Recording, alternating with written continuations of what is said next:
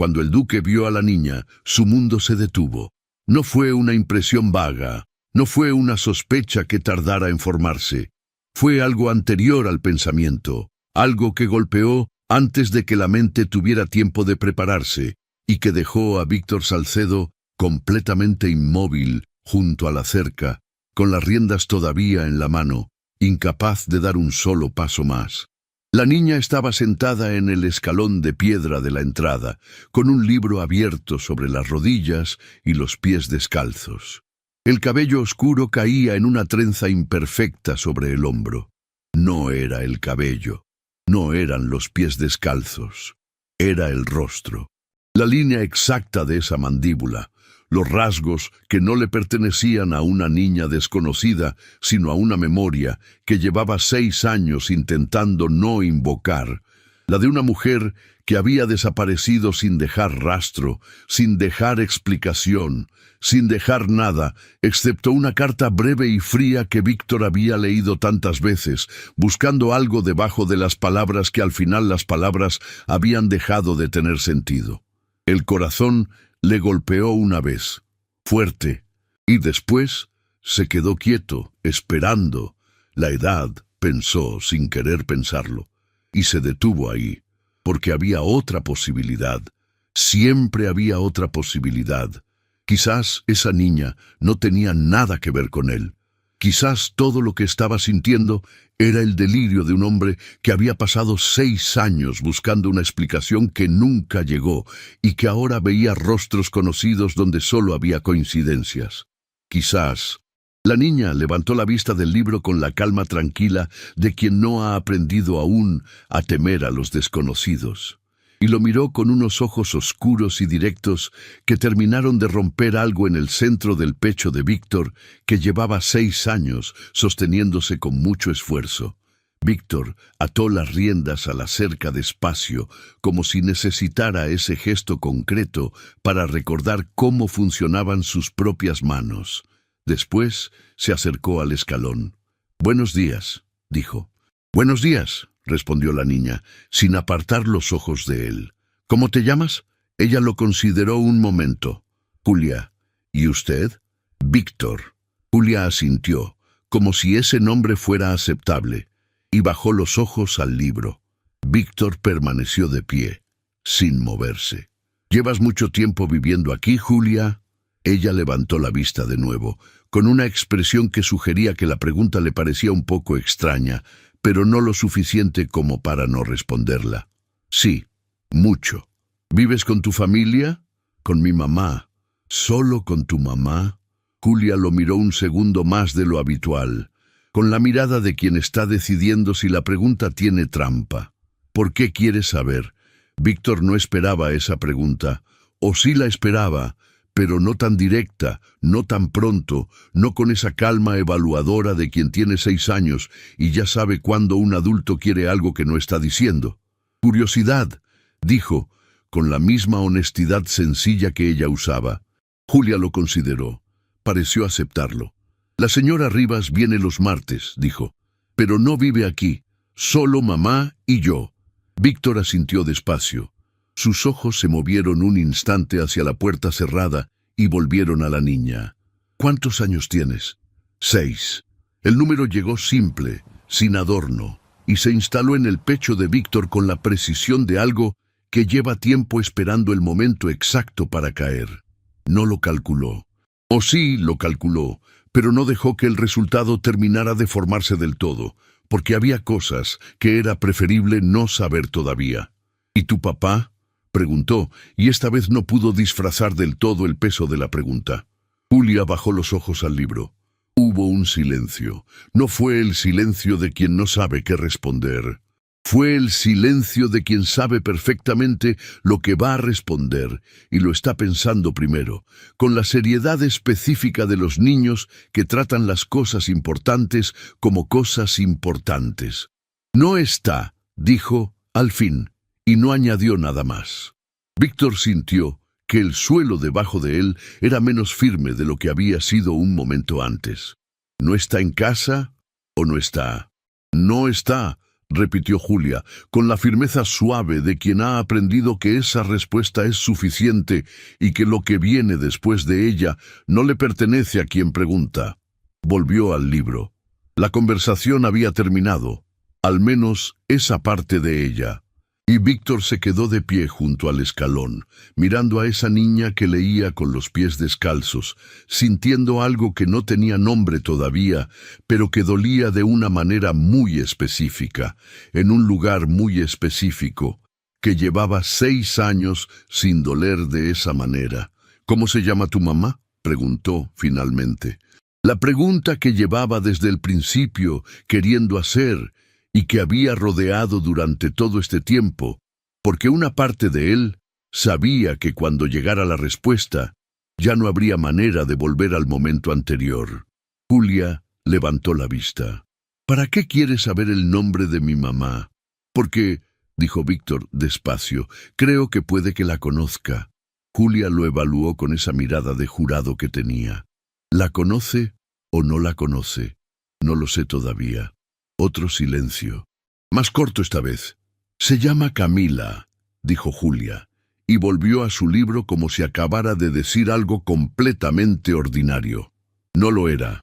Ese nombre aterrizó en el pecho de Víctor como aterrizan las cosas que uno ha intentado no esperar durante tanto tiempo que cuando llegan ya no sabe si sentir alivio o miedo. Los dos, quizás, los dos al mismo tiempo, mezclados de una manera que no era posible separar. Camila, 6 años enterrando ese nombre. 6 años diciéndose que si ella había querido irse, él no iba a convertirse en el hombre que persigue lo que no lo quiere. Y ahora ese nombre estaba ahí, vivo, pronunciado con total indiferencia por una niña con los pies descalzos, como si fuera la cosa más normal del mundo. Pero la niña tenía 6 años, y hacía 6 años que Camila había desaparecido. ¿Por qué no me dijiste nada? Era la pregunta más antigua, la que había debajo de todas las demás, la que había aprendido a no hacerse porque no había nadie que pudiera responderla, hasta ahora. Levantó la vista hacia la puerta, cerrada, silenciosa, inmóvil. ¿Estás ahí? Y entonces la puerta se abrió. Víctor se irguió. Algo en él se preparó para lo que fuera a ocurrir al otro lado, para el momento que llevaba 6 años sin saber qué estaba esperando. Pero no era Camila. Era una mujer mayor, de pelo gris, recogido bajo un gorro oscuro, con el delantal de quien acaba de interrumpir algo doméstico para ver quién estaba en la entrada. Lo miró con la expresión cautelosa y directa de quien protege lo que está detrás de ella sin necesidad de decirlo. ¿Puedo ayudarle en algo? Víctor tardó un segundo en reordenar lo que tenía. Vine a ver a la señorita Montiel, dijo. No está. La mujer no ofreció más información. Tampoco cerró la puerta, pero su postura decía claramente que estaba dispuesta a hacerlo. Lo sé. La niña me lo dijo. Una pausa. Esperaré. Si no tiene inconveniente. La mujer asintió una sola vez con la economía de gestos de quien no regala confianza, pero tampoco la niega sin motivo. Cerró la puerta sin invitarlo a entrar. Víctor permaneció de pie junto a la cerca. Julia pasó otra página sin mirarlo. La puerta siguió cerrada. Nada ocurrió. Y, sin embargo, dentro de él ocurrió todo a la vez. Y aquel, con una niña de 6 años a unos pasos, una puerta cerrada delante de él y el nombre de Camila todavía vivo en el pecho, era exactamente el mismo silencio que había empezado 6 años atrás. Entonces el pasado regresó, no como un recuerdo borroso, sino con la nitidez cruel de lo que nunca terminó de irse. 6 años antes, Víctor Salcedo todavía era capaz de sonreír sin que le costara nada. Tenía 28 años y llevaba poco más de un año cargando el título de duque, heredado con la misma brusquedad con que se heredan las deudas, sin haberlo pedido, sin estar listo, y con la sensación persistente de que el nombre pesaba más que los hombros que debían sostenerlo. Su madre La condesa viuda había asumido el luto con una dignidad tan perfecta que resultaba indistinguible de la indiferencia. Y su tío Ernesto, hermano menor del duque difunto, había ocupado el espacio que dejó el duelo con la eficiencia silenciosa de quien llevaba tiempo esperando ese lugar. Era noviembre cuando Víctor visitó por primera vez la fábrica textil del Raval. No por obligación estricta. Los números llegaban puntualmente a su escritorio y eran suficientes. Pero había algo en esos números que le producía una incomodidad que no sabía nombrar. Eran demasiado limpios. Y Víctor había aprendido que los números demasiado limpios mienten por omisión. La fábrica olía a humedad y a aceite de máquina. Los telares llenaban el espacio con un ruido rítmico que embotaba los pensamientos. Fue el silencio lo que lo condujo hasta el rincón del fondo. En medio de aquel ruido uniforme, una voz joven, clara, con la cadencia de quien está acostumbrado a que lo escuchen. En el rincón más alejado de las máquinas, frente a una pequeña pizarra apoyada contra la pared, una mujer joven escribía con tiza en letras cuidadosas. No era una institutriz contratada. Lo dejaba claro la sencillez de su vestido de lana gris, pero su postura mientras escribía hablaba de alguien que conocía profundamente el valor de lo que estaba haciendo. Entonces, el cuaderno cayó, resbaló del borde del cajón y aterrizó abierto a los pies de Víctor. La mujer se volvió. Sus ojos encontraron los de él antes de encontrar el cuaderno en el suelo. No hubo incomodidad en su mirada. No hubo la expresión de disculpa automática que él habría recibido de cualquier empleado. Lo miró directamente, sin cálculo y sin sumisión. Víctor se agachó y recogió el cuaderno. Al devolvérselo, miró la página abierta. No era un abecedario ni vocabulario básico. Era una lección de gramática con correcciones al margen y una nota al pie escrita con convicción. La diferencia entre saber leer y saber pensar es la misma que entre abrir una puerta y saber a dónde conduce. La miró de forma diferente. «¿Es usted quien da estas clases?», dijo. No era una pregunta. Cuando Víctor recogió el cuaderno del suelo y se lo devolvió, sus ojos encontraron los de Camila por primera vez. Fue un segundo. Apenas eso. Pero fue el tipo de segundo que no se olvida, porque tiene una densidad diferente a los demás, como si el tiempo, en ese instante, hubiera decidido tomarse más espacio del que le correspondía. El encuentro de dos miradas que parecían buscarse desde mucho antes de ese momento, aunque ninguno de los dos hubiera sabido decir desde cuándo ni por qué. Unos ojos oscuros y directos que no pidieron permiso para ver, y que vieron, no al duque, no al propietario de la fábrica, a él. Víctor no supo explicarlo entonces, tampoco lo supo después. Solo supo que esa noche, de regreso al palacio de Arenzana, esos ojos volvieron sin que los invitara, y que el martes siguiente encontró razones suficientes para regresar al Raval. Y el jueves, y el martes después de ese, los pretextos administrativos duraron poco. Lo que los reemplazó fue más difícil de nombrar y más difícil de ignorar. La certeza creciente de que en ese rincón ruidoso del Raval había una mujer con una inteligencia y una postura que él no había encontrado antes en ningún salón, en ninguna reunión, en ningún lugar donde se supone que debía encontrar a su igual. Camila Montiel no intentaba impresionarlo. No medía sus palabras contra las de él. Contradecía porque estaba en desacuerdo, callaba porque no tenía nada que añadir, y miraba de frente porque no había aprendido a hacer otra cosa. En el mundo de Víctor, eso era extraordinario. Ella tampoco podía mentirse a sí misma. Había sentido lo mismo en ese primer segundo, algo que no tenía nombre, pero que reconoció con la claridad incómoda de las cosas verdaderas. Lo intentó ignorar. Se recordó, cada martes y cada jueves, quién era él y quién era ella. La distancia que el mundo ponía entre los dos no era pequeña ni sentimental, era real, era antigua, y no desaparecía porque dos personas eligieran no mirarla, pero antes de que pudieran evitarlo, ya estaban enamorados. Paseos por el parque después de las clases, conversaciones que empezaban sobre gramática y terminaban en todo lo demás. Tardes en que ninguno hacía nada porque el tiempo pasara más rápido. Y la conciencia, compartida y no dicha, de que lo que estaba ocurriendo entre ellos no cabía en ninguna categoría conocida y no iba a caber aunque lo intentaran. Camila sabía que no terminaría bien. Lo sabía con la misma claridad con que sabía todo. Pero había llegado un punto en que seguir resistiendo significaba aceptar que nunca más en su vida volvería a sentir algo así. Y eso era un precio que no estaba dispuesta a pagar.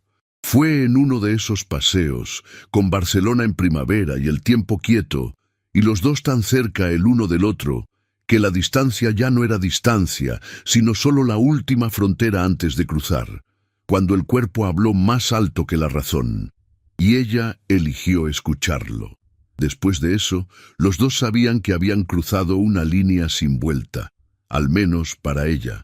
Pero Víctor no era un hombre irresponsable, y estaba tan enamorado que ya sabía con total claridad lo que quería. Y estaba dispuesto a pagarlo, costara lo que costara. Fue entonces cuando llegó la carta de Bilbao. 6 semanas. La partida para el viernes. Víctor fue esa misma tarde a la fábrica. Camila estaba recogiendo los cuadernos cuando él entró. Lo miró de la manera en que lo miraba cuando sabía que algo había cambiado antes de que él abriera la boca. «Tengo que marcharme», dijo. «Bilbao, 6 semanas». Camila siguió recogiendo los cuadernos, despacio. «Lo entiendo», dijo, sin levantar los ojos. «Camila». Ella se detuvo. Lo miró. «Sé lo que hay entre nosotros», dijo él. «Sé lo que el mundo dirá sobre ello. Y sé que 6 semanas es tiempo suficiente para que cualquiera decida que es más sensato retroceder». Se acercó un paso, solo uno. «Yo no voy a retroceder y voy a volver». Camila lo miró durante un momento largo. Después levantó la mano despacio y la apoyó un instante en el centro del pecho de él. Apenas, como quien verifica que algo sigue ahí donde debe estar. «Vuelve», dijo, en voz baja. Víctor cubrió esa mano con la suya. Solo un instante. No sabía que era lo último que ella le daría libremente. Agosto había dejado en Camila algo que no sabía exactamente cómo nombrar. No era felicidad, aunque había felicidad en ello. No era certeza, aunque había más certeza que en cualquier otro momento de su vida.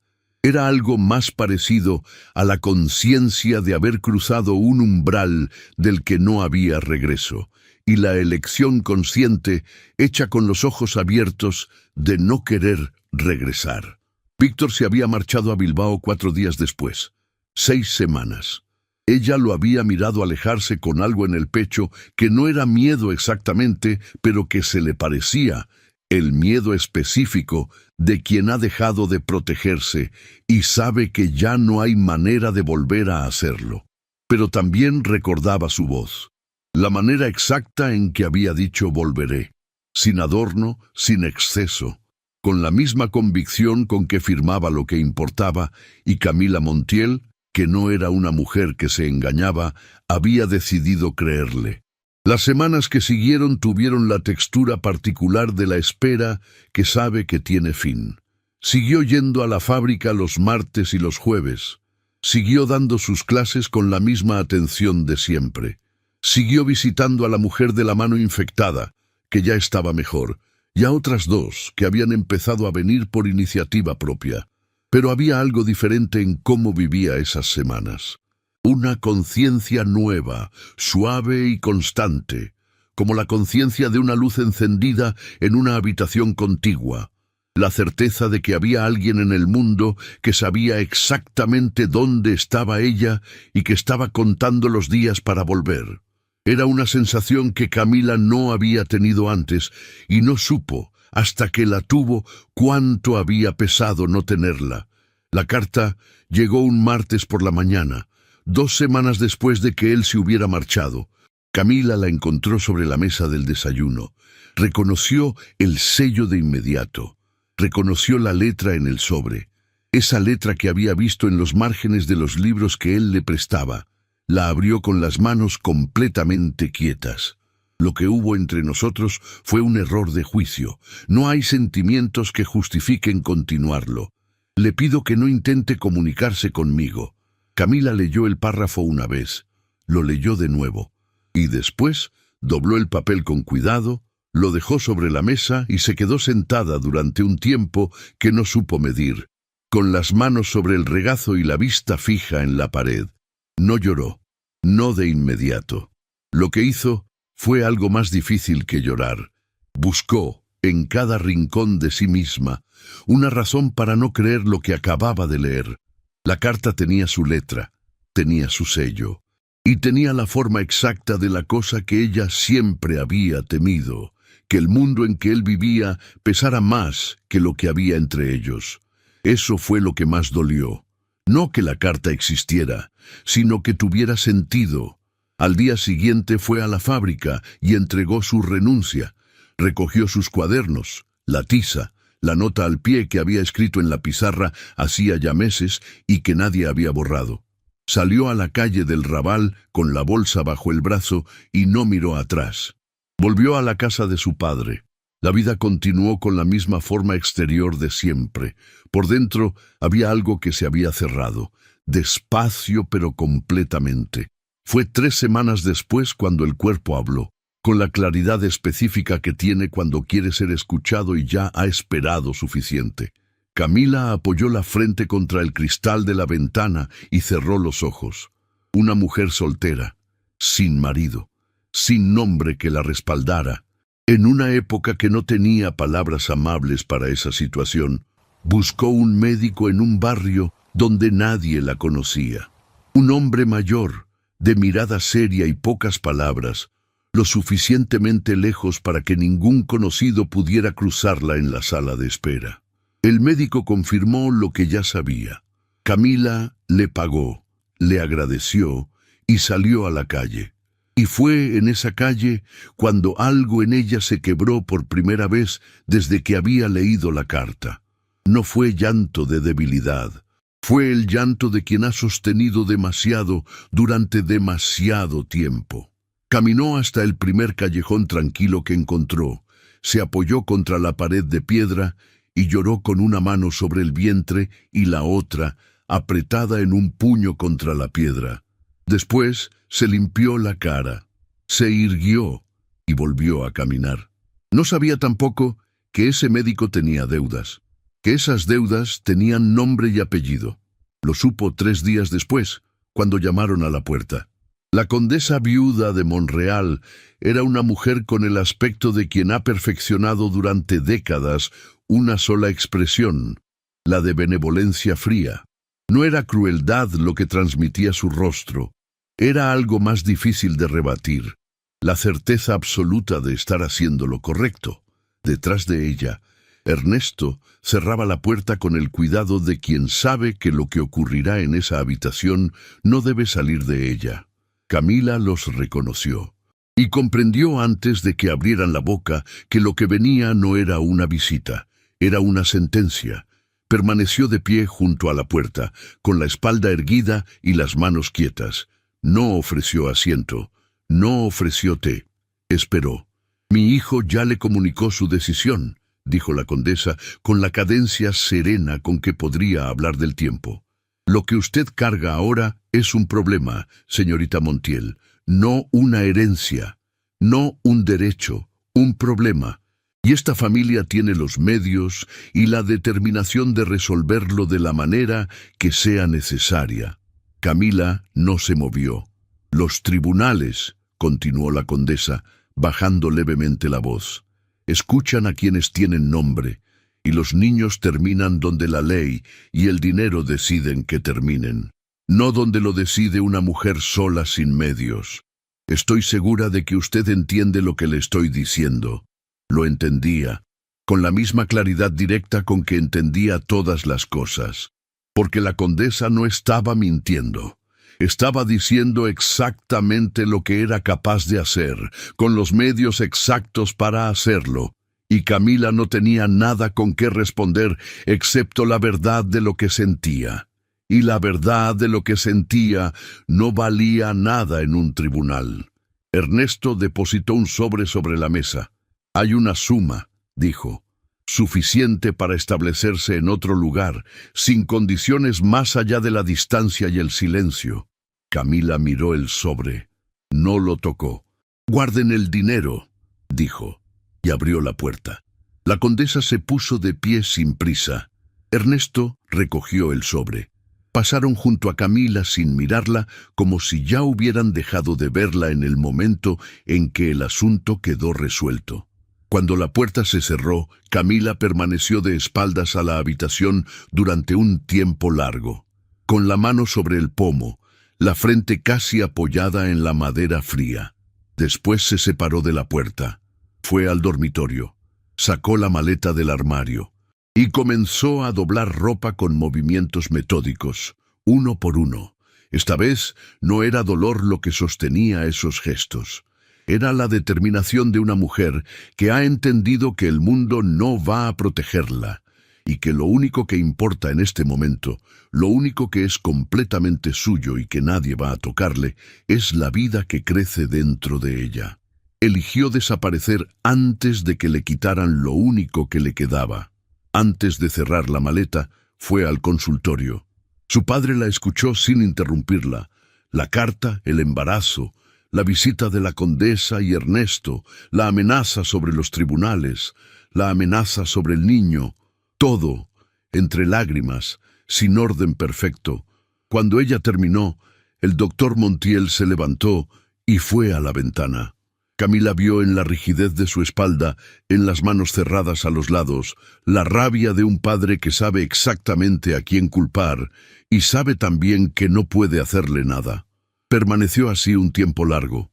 Cuando se volvió, la rabia seguía ahí, pero había algo más encima de ella. La expresión de un hombre que ha entendido que lo que importa ahora no es lo que ya ocurrió, sino lo que viene después, que ella era lo único que le quedaba en el mundo, y que las reputaciones, al final, no abrazan a nadie. «¿Cuándo quieres partir?», dijo. «Pronto», dijo Camila. «Entonces nos vamos pronto». Cerró el consultorio esa misma semana. Partieron con lo que cabía en 2 maletas y la dirección de una mujer que Camila había conocido años atrás, en Girona, que tenía una casa pequeña y no hacía preguntas. Víctor regresó a Barcelona al término exacto de las 6 semanas. Había mandado una carta desde Bilbao, no una carta formal, una carta real, escrita una noche tarde con la ciudad en silencio al otro lado de la ventana, con las palabras que no había dicho en voz alta antes de subir al carruaje. Escribió lo que sentía, lo que había decidido, lo que pensaba hacer cuando regresara. La mandó con un mensajero de confianza. Llegó a Barcelona una mañana de octubre y fue directamente al Raval.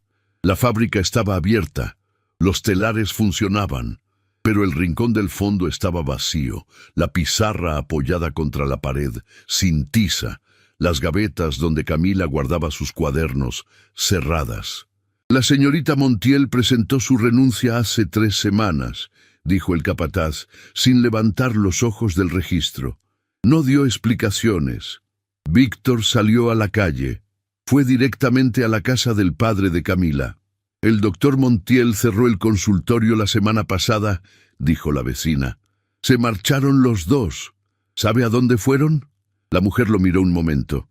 Algo en su expresión no era ignorancia, sino otra cosa. El gesto de quien sabe más de lo que va a decir. «No», dijo, y cerró la ventana. Volvió al palacio de Arenzana. Había correspondencia acumulada sobre la escribanía.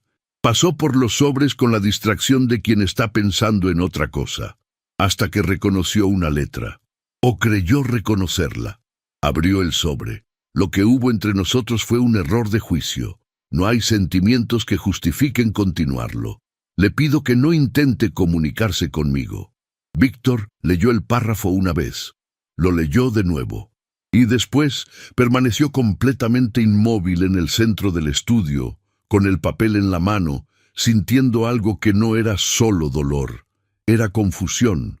La sensación específica de quien sostiene algo en las manos que no encaja con ninguna otra cosa que sabe. Camila Montiel no llamaba error de juicio a lo que había entre ellos, y sin embargo, la letra era la suya, o se parecía, y ella había renunciado a la fábrica, y su padre había cerrado el consultorio, y nadie sabía a dónde habían ido. Dobló la carta, la guardó en el bolsillo interior de la chaqueta contra el pecho y salió de nuevo. Volvió al Raval. Habló con cada persona que había visto a Camila en la fábrica, con las mujeres que asistían a sus clases. Fue a la esquina donde la había visto por primera vez recoger la tiza del suelo con esa concentración absoluta de quien no necesita audiencia para hacer bien lo que hace. La pizarra seguía ahí, apoyada contra la pared. La nota al pie borrada. Solo Camila no estaba. Pasó 3 días buscando. Al cuarto, contrató a un hombre discreto que conocía la ciudad mejor que él. Le dio el nombre, la descripción, los lugares que conocía de ella. El hombre regresó 1 semana después. No hay rastro. La señorita Montiel y su padre salieron de Barcelona. Nadie sabe a dónde, o nadie lo dice. Víctor lo despidió. Se sentó en la escribanía con la carta desdoblada frente a él y llegó al único pensamiento que quedaba cuando se habían agotado todas las otras posibilidades. Ella no quiere ser encontrada. Eso fue lo que Víctor concluyó, lo que se repitió suficientes veces hasta que dejó de cuestionarlo. No sabía que estaba equivocado en cada una de esas palabras. Dobló la carta por última vez y decidió en ese momento que no iba a convertirse en el hombre que persigue lo que no lo quiere. Eso le costó 6 años. Siguió siendo el duque de Monreal con toda la eficiencia que el título requería. Administró sus tierras, atendió las reuniones, respondió la correspondencia. Y en algún lugar debajo de todo eso, llevó durante 6 años la certeza quieta y constante de que había amado a una mujer de verdad una sola vez en su vida, y que esa mujer había decidido desaparecer sin darle la oportunidad de entender por qué.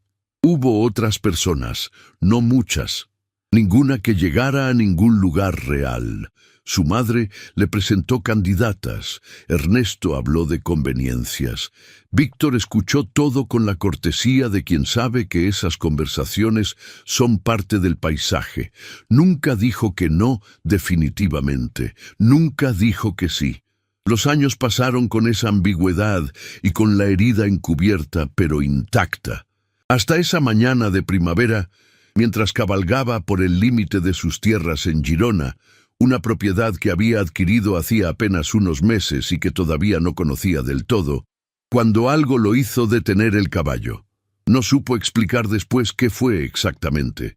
Quizás un movimiento, quizás simplemente la casualidad que a veces tiene la forma del destino, y el presente volvió de golpe. La niña seguía en el escalón, pasando páginas sin mirar hacia él.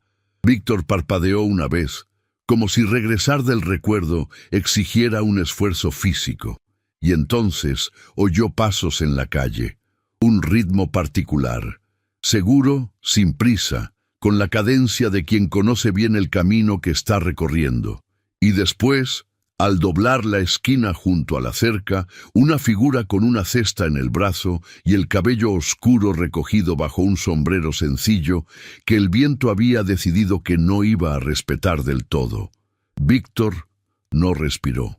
Camila tenía 30 años y el aspecto de una mujer que ha aprendido a no desperdiciar energía en lo que no puede cambiarse. Caminaba con la misma postura de siempre, esa postura que no era orgullo, sino simplemente la forma natural que tenía su cuerpo de estar en el mundo. No lo había visto todavía. Víctor tuvo 3 segundos, quizás 4, en que ella todavía no sabía que él estaba ahí, Fue suficiente para que algo en él terminara de entender lo que ya sabía desde que había visto el rostro de Julia en el escalón de piedra, que 6 años no habían borrado nada, que todo lo que había enterrado con tanto esfuerzo seguía exactamente donde lo había dejado, intacto, esperando. Entonces Camila levantó la vista y se detuvo. No fue un tropiezo. Fue el movimiento específico del cuerpo cuando reconoce algo antes de que la mente haya terminado de procesar lo que está viendo. Y la única respuesta posible en ese instante es quedarse completamente quieta. Los dos se miraron durante un segundo que duró mucho más que un segundo. Julia levantó la vista de su libro. «Mamá», dijo, con la naturalidad de quien anuncia algo completamente ordinario. «Este señor dice que te conoce». Camila no apartó los ojos de Víctor. «Lo sé», dijo en voz baja. Se acercó despacio. Se detuvo a 2 pasos de él, con la cesta todavía en el brazo, y lo miró con esos ojos directos que no habían aprendido a mentir en 30 años y que no iban a aprender ahora. Había algo más definido en su rostro que en el de la memoria que él había guardado. Una firmeza en la línea de la mandíbula, una quietud en los ojos que no era frialdad, sino la calma específica de quien ha atravesado algo muy difícil y ha salido al otro lado sin perder la postura. «Víctor», dijo, solo su nombre, sin título, sin distancia. «Camila». Un silencio. «Entra», dijo Camila finalmente. No era una invitación. Era la única concesión posible en ese momento. Víctor asintió.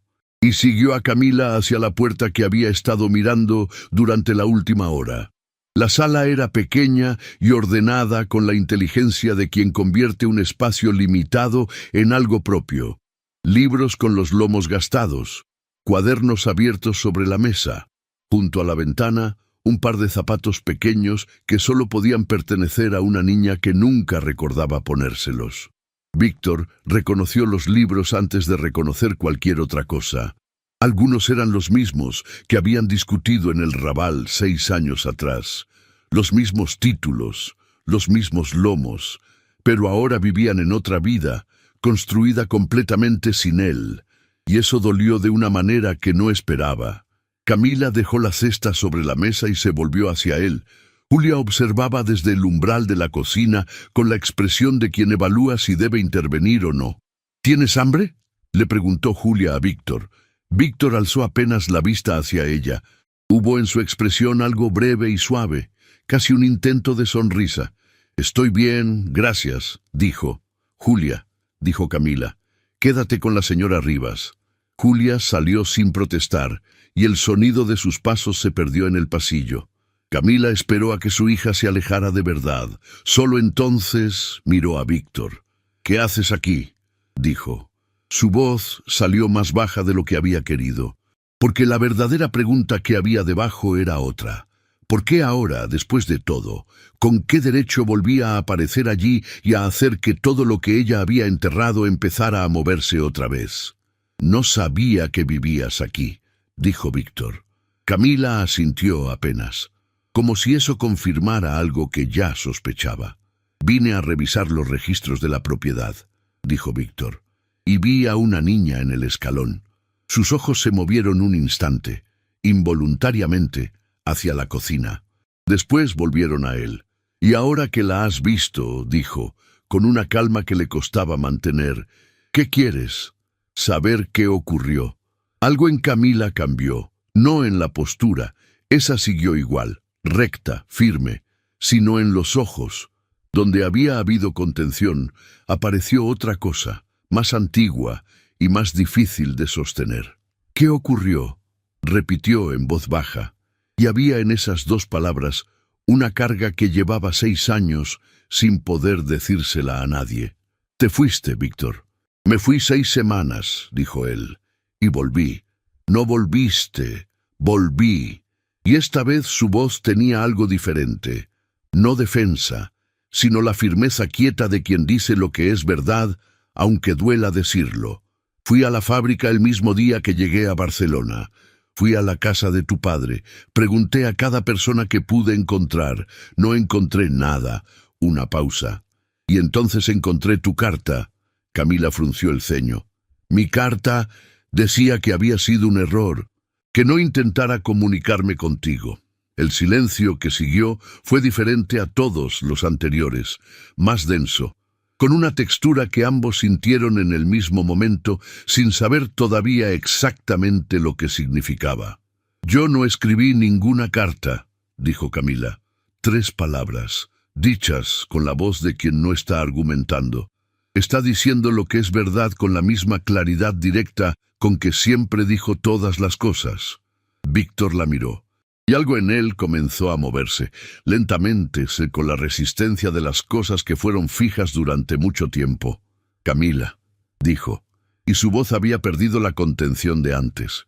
Había algo debajo de ella ahora, algo que no era rabia ni acusación, sino la vulnerabilidad específica de quien empieza a entender que el suelo en que estuvo de pie durante 6 años puede no haber sido lo que pensaba. Entonces, ¿por qué te fuiste? Y fue ahí cuando Camila también cambió, porque se había preparado para muchas versiones de este encuentro, había ensayado respuestas, había decidido lo que iba a decir y lo que no iba a decir, pero no se había preparado para eso, para el entonces. ¿Por qué te fuiste dicho de esa manera? No como acusación, como la pregunta de un hombre que genuinamente no entiende, que pasó 6 años sin entender, que está aquí ahora porque necesita entender. Me fui, dijo ella, y su voz era más baja ahora, más cuidadosa, porque recibí una carta tuya. Decía que había sido un error, que no volvería. Víctor abrió la boca, la cerró. Yo no escribí ninguna carta, dijo, y esta vez fue Camila quien se quedó completamente inmóvil. Los dos se miraron durante un momento que no supo medirse, cada uno sosteniendo su propia versión de 6 años, que en ese instante comenzaban a desmoronarse al mismo tiempo, con la misma velocidad, construidos sobre la misma mentira. Víctor, dijo Camila, y su voz finalmente se quebró. Apenas, solo lo suficiente para que él oyera lo que había debajo durante todo este tiempo. Si tú no escribiste esa carta, y yo no escribí la mía, no terminó la frase. No hacía falta, porque la respuesta estaba ahí entre ellos, incompleta todavía, sin todos los nombres y los detalles, pero con la forma inconfundible de las cosas que son verdaderas antes de ser probadas. Camila dio un paso hacia él. Dime exactamente qué decía esa carta. No era una petición, era lo más cerca que había estado de exigir algo desde que él había entrado. Víctor no dudó, porque ya no había nada que proteger. Decía que lo nuestro había sido un error, que no tenía sentido continuar, que no intentara comunicarme contigo. Camila negó apenas, palabra por palabra. Víctor la miró. Silencio, pero esta vez no fue largo, fue preciso. Víctor la miró durante un segundo más, y entonces ocurrió, no como una idea clara, como algo que encajó, despacio. No fue un error, dijo finalmente. Fue alguien, una pausa. Alguien que necesitaba que creyéramos exactamente lo mismo. Camila no respondió, pero tampoco lo contradijo. El silencio volvió, pero ahora era otro, más incómodo, más cercano. Los ojos de Víctor se movieron apenas hacia la cocina. Después volvieron a ella. Víctor abrió la boca, pero durante un segundo no salió nada. Como si su propia voz hubiera entendido antes que él que, después de esa pregunta, ya no existiría manera de volver al instante anterior. Cuando por fin habló, lo hizo más bajo, más roto. Julia. El nombre quedó suspendido entre los dos. Después tragó saliva. ¿Es mi hija? Camila dejó de respirar. No fue una reacción visible. Fue más sutil que eso, como si algo dentro de ella se hubiera detenido antes de que el cuerpo pudiera alcanzarlo.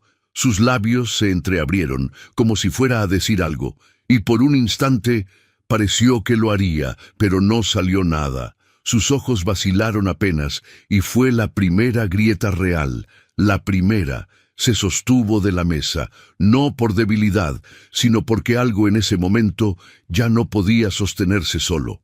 «Víctor», lo dijo en voz baja, demasiado baja, pero no continuó. No porque no supiera qué decir, sino porque, por primera vez en 6 años, decirlo en voz alta lo haría real, y no estaba preparada para eso. El silencio que siguió ya no era duda, era respuesta. Víctor no se movió de inmediato, pero algo en su rostro cambió, como si una verdad que llevaba años fuera de alcance finalmente hubiera encontrado su lugar, y, al mismo tiempo, lo hubiera desestabilizado todo. Bajó la mirada apenas y respiró, como si necesitara tiempo para acomodar lo que acababa de entender. 6 años, repitió en voz baja. 6 años sin saber que tenía una hija. No hubo reproche en el tono, y eso lo hizo más difícil de sostener. Camila sintió que algo en el pecho le cedía, pero no habló, no todavía. Víctor dio un paso más cerca, lento, medido, como si cada centímetro implicara aceptar algo que ya no podía negar. «¿Por qué?», preguntó finalmente. «¿Por qué no me lo dijiste?». Ahora sí, no había forma de esquivar eso. Camila tragó saliva. Sus dedos se tensaron levemente, como si su propio cuerpo recordara antes que ella. «Porque no podía», dijo, y se detuvo, no por duda, por miedo. Un miedo antiguo, instalado. Sus ojos vacilaron por primera vez desde que él había entrado. No después de lo que pasó. Víctor la observó en silencio. No interrumpió, no la presionó, pero tampoco retrocedió. «¿Qué pasó, Camila?». Camila cerró los ojos un instante, y cuando los abrió ya no había distancia en su mirada. Solo la verdad, toda ella, de una vez, sin protección. «Vinieron a verme», dijo. «Tu madre y Ernesto, antes de que regresaras, me mostraron una carta con tu letra. Decía que había sido un error, que no volvería». Una pausa.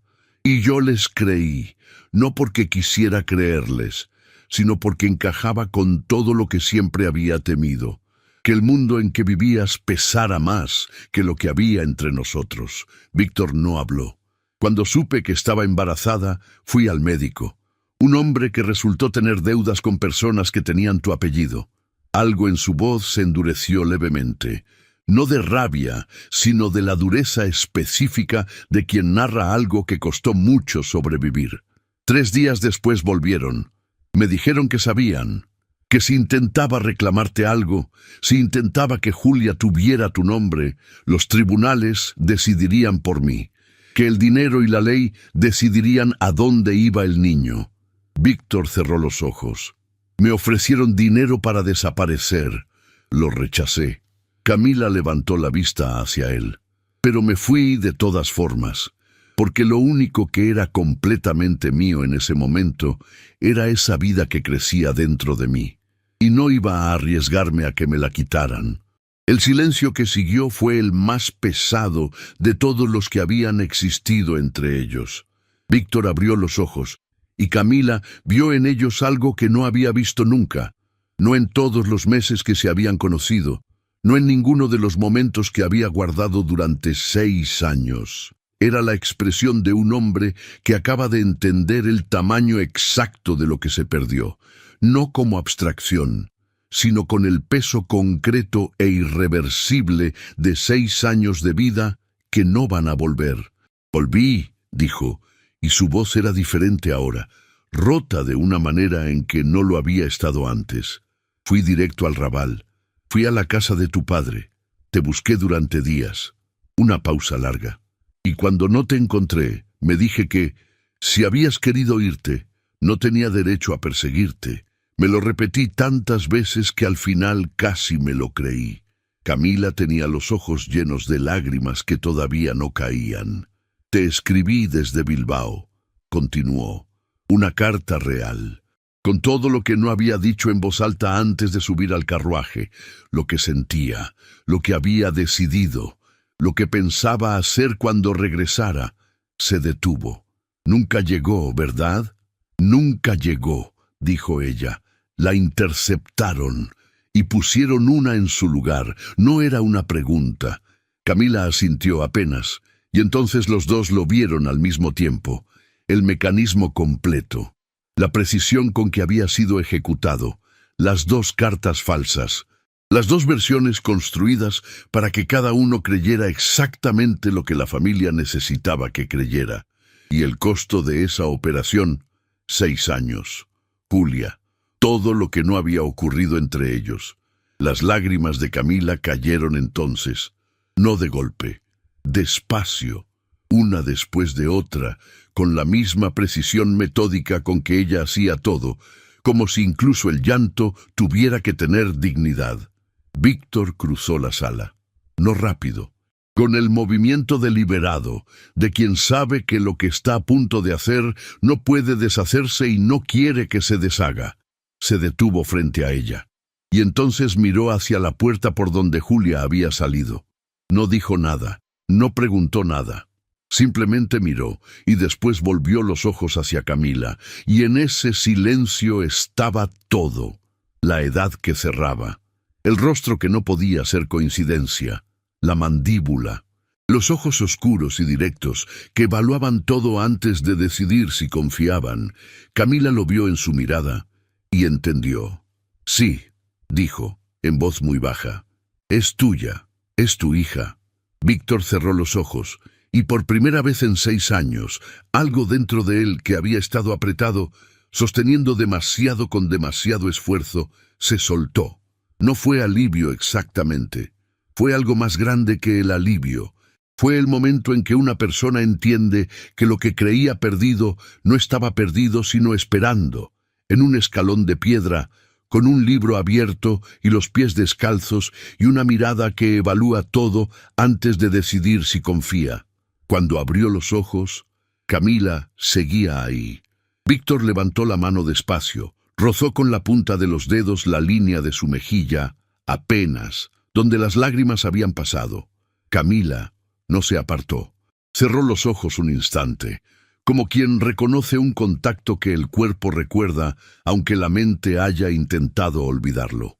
Lo que hicieron no tiene nombre, dijo él, en voz muy baja, y va a tener consecuencias, pero eso es entre ellos y yo, no entre nosotros. Camila abrió los ojos. Sé que no tengo derecho a pedirte nada, continuó Víctor. Sé lo que costó llegar hasta aquí. Sé que construiste todo lo que tienes sin ninguna ayuda de nadie. Una pausa. Pero quiero pedírtelo de todas formas. Camila no habló. Esperó. Y entonces Víctor dijo lo que había llevado 6 años sin saber que necesitaba decir.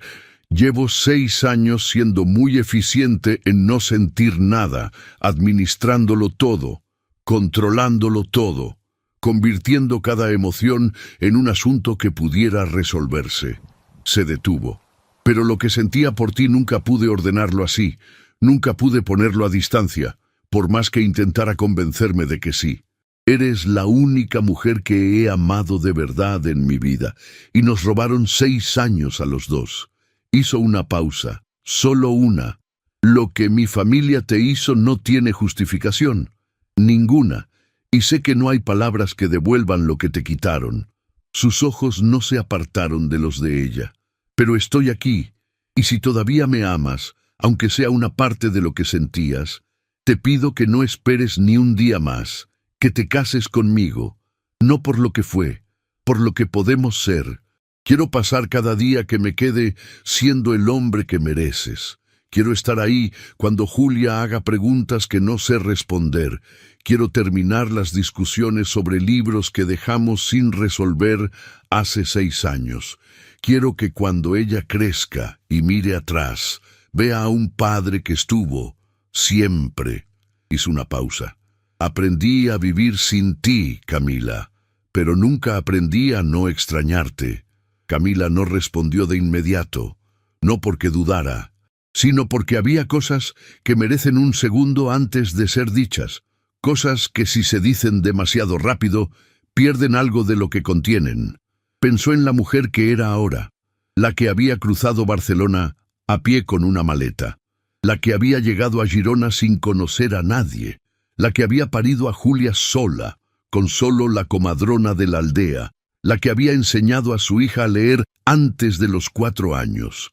Esa mujer no necesitaba a nadie para sobrevivir. Eso estaba demostrado. Pero sobrevivir y elegir no eran lo mismo.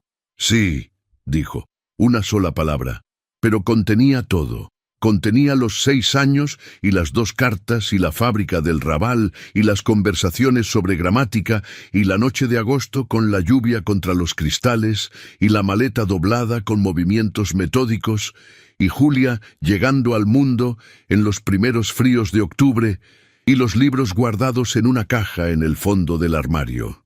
Contenía todo eso. Y lo que venía después. Víctor tomó su mano. Ella no la retiró. Y entonces él se acercó, despacio, dándole tiempo para apartarse si quería. No se apartó. El beso llegó como llegan las cosas que llevan demasiado tiempo esperando, sin prisa, sin urgencia, con el peso exacto de todo lo que había costado llegar hasta ese momento. Sus manos encontraron el rostro de ella. Las de ella encontraron su pecho, sobre el lugar donde 6 años atrás había verificado que algo seguía ahí donde debía estar. Seguía ahí. Cuando se separaron, Víctor apoyó la frente contra la de ella, y permanecieron así en silencio, con la luz de primavera entrando por la ventana y los campos de Girona quietos afuera, hasta que Camila habló, en voz baja. «Hay algo que te pido antes de que esto sea oficial entre nosotros». Víctor esperó. Julia no sabe nada todavía, y no debe saber nada hasta que lo que hay que resolver esté resuelto. Sus ojos eran directos, como siempre. Primero habla con tu familia. Después, cuando todo esté claro, hablamos con ella juntos. Víctor asintió. Así será. Víctor fue al palacio de Arenzana esa misma tarde. No con rabia. Fue con la claridad fría y completa de quien ha entendido exactamente lo que ocurrió y ha decidido, con plena conciencia, lo que va a hacer con esa comprensión. La condesa lo recibió en el salón con su expresión habitual de benevolencia perfecta. Ernesto estaba de pie junto a la chimenea con la eficiencia silenciosa de siempre. Víctor los miró a los dos durante un momento largo antes de hablar. Sé lo que hicieron, las cartas, la visita a Camila, la amenaza, todo. La condesa no cambió de expresión. Víctor, lo que hicimos fue proteger... No me interrumpas. Fue dicho con una calma tan absoluta que resultó más contundente que cualquier grito. La condesa cerró la boca. Me robaron 6 años. Me robaron el nacimiento de mi hija. Me robaron el derecho de elegir por mí mismo lo que quería para mi vida. Y lo hicieron creyendo que tenían razón, que sabían mejor que yo lo que me convenía, que el título y el linaje pesaban más que todo lo demás. Ernesto abrió la boca, Víctor lo miró y Ernesto la cerró. Camila Montiel va a ser mi esposa. Julia va a llevar mi nombre. Y cualquier intento de interferir en eso tendrá consecuencias que ninguno de los dos querrá enfrentar. Miró a su madre. No como amenaza, como información. La condesa viuda de Monreal sostuvo la mirada de su hijo durante un momento largo. Y por primera vez en la memoria de Víctor, no encontró en ella la certeza absoluta de estar haciendo lo correcto. Encontró algo más pequeño y más humano, la expresión de una mujer que empieza a entender, demasiado tarde, el precio real de lo que consideró necesario. Víctor salió sin añadir nada más, porque ya se había dicho todo lo que necesitaba decirse. Volvió a Girona 3 días después. La mañana era clara y quieta sobre los campos cuando llegó. Camila abrió la puerta antes de que él llamara. «Julia está en el jardín», dijo ella, en voz baja. Víctor asintió, y algo en su expresión le dijo a Camila que él también estaba nervioso. Que debajo de toda la determinación de los últimos días había un hombre que no sabía exactamente cómo se hace esto. Presentarse ante una hija de 6 años como el padre que no estuvo, y que lo iba a hacer de todas formas. Julia estaba agachada junto al roble del fondo del jardín, examinando algo en la raíz con la concentración absoluta que aplicaba a todo lo que consideraba importante. Camila se acercó despacio. Julia, la niña, levantó la vista. Vio a su madre, vio a Víctor. Algo en la manera en que los dos estaban de pie juntos le dijo que lo que venía no era una visita ordinaria. Se puso de pie. Caminó hacia ellos con la seriedad de quien sabe que algo importante está a punto de ocurrir. Camila se agachó hasta quedar a su altura. Le tomó las manos entre las suyas. Julia, hay algo que llevamos mucho tiempo sin poder contarte. Y ya es hora. Julia esperó, sin moverse, con los ojos fijos en su madre. Víctor es tu papá. Julia no respondió de inmediato. Procesó esa información despacio, dándole a cada palabra el espacio que merecía. Después miró a Víctor. Él estaba de rodillas en la hierba. No como gesto calculado. Simplemente había bajado, porque había algo en ese momento que no podía enfrentarse desde arriba. Y por primera vez, desde que la había visto en el escalón de piedra, se miraron de frente, al mismo nivel, sin nada entre ellos. ¿Por qué no estabas?, preguntó Julia, directo, sin rodeos, como siempre. Víctor no apartó los ojos de los suyos. Porque me perdí, y tardé demasiado en encontrar el camino de vuelta. ¿Te vas a volver a perder? No. ¿Cómo lo sabes? Víctor miró a Camila. Después volvió los ojos hacia Julia. Porque ahora sé a dónde quiero llegar. Julia consideró esa respuesta con toda la seriedad de sus 6 años, y entonces dio un paso al frente, sin aviso, sin ceremonia, con la naturalidad absoluta de quien hace exactamente lo que siente en el momento en que lo siente, y lo abrazó. Fueron los brazos pequeños de una niña que nunca había abrazado a su padre. Víctor cerró los ojos. Sus brazos rodearon a Julia despacio. Era sólido y real, y olía a hierba de primavera, y a algo que no tenía nombre, pero que él reconoció de inmediato. El olor específico de lo que había estado esperando, sin saber qué esperaba. Camila llevó la mano a la boca. Víctor abrió los ojos y la miró por encima del hombro de Julia, con los ojos brillantes, con la expresión de un hombre que acaba de entender que lo que creía perdido no estaba perdido, sino esperando. Las semanas que siguieron no fueron fáciles. Nunca son fáciles las cosas que valen, pero fueron reales, y eso era lo que ninguno de los tres había tenido en 6 años. Julia aprendió a llamar a Víctor papá con la misma naturalidad con que aprendía todo, despacio, sin ceremonia, hasta que un día la palabra simplemente estaba ahí, como si siempre hubiera existido. Camila y Víctor se casaron una mañana de otoño en una ceremonia pequeña, sin excesos, con el padre de ella de pie a su lado y Julia delante, sosteniendo un ramo de flores silvestres que había elegido ella misma con criterios que nadie más entendía, pero que eran evidentemente correctos. Cuando el oficiante hizo la pregunta de rigor, Camila miró a Víctor, y Víctor miró a Camila, y los dos supieron que la respuesta no era nueva. Era la misma que había existido desde aquella tarde de noviembre, en que un cuaderno cayó al suelo de una fábrica en el Raval, y 2 miradas se encontraron por primera vez. Solo que ahora, finalmente, podían decirla en voz alta, sin cartas falsificadas, sin silencios impuestos, sin nadie que decidiera por ellos lo que podían o no podían sentir, solo ellos, los 3, juntos. Y así, Víctor y Camila encontraron el camino que el mundo había intentado quitarles. No fue corto, no fue sin heridas, pero fue real, y lo real, cuando finalmente llega, vale cada uno de los años que costó. Si esta historia tocó su corazón, me alegra mucho saberlo. Un pequeño corazón en los comentarios me dice que valió la pena contarla. Y antes de irse, mire el comentario fijado, porque le dejé algo especial allí. Nos escuchamos pronto. Gracias.